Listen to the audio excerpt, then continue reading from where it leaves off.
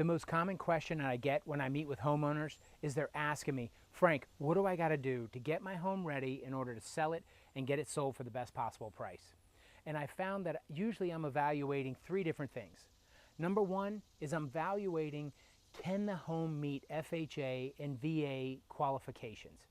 If you can bring your home up to those selling standards, then it's going to increase the number of buyers. We know 61% of the buyers in Southern Maryland use FHA and VA financing. So if you can bring it up to that selling standard, then you've really opened the door to a lot more buyers. Obviously, that's a lot better of a bottom line.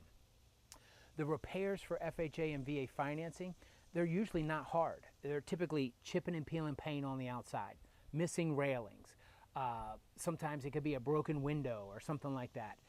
The lender wants to know the home is going to maintain its value after settlement and not go down because of lack of maintenance. So that's critically important. The second thing I evaluate is really, is it an as-is sale?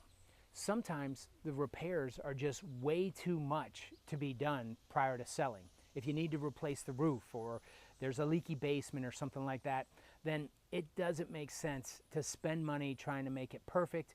In those situations, you typically just price it right, market it right, and then I'm target marketing to the sweat equity buyers, people looking for a home that they can fix up themselves.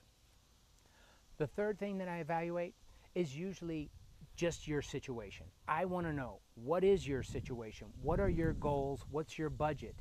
Is price the most important things? Sometimes it's not price. Sometimes it's a matter of timing. Sometimes it's a matter of convenience and lowering the stress for the client. I'm going to ask questions about, do you have some money to do some fix-up work? Is it a good return on your investment? Or do you have the ability to do some of the work yourself and save money, and you're really increasing the value of your home? Sometimes my clients, they don't have either of those. And then we look at other options. You know, we have contractors sometimes that can do all the work and wait until settlement to get paid.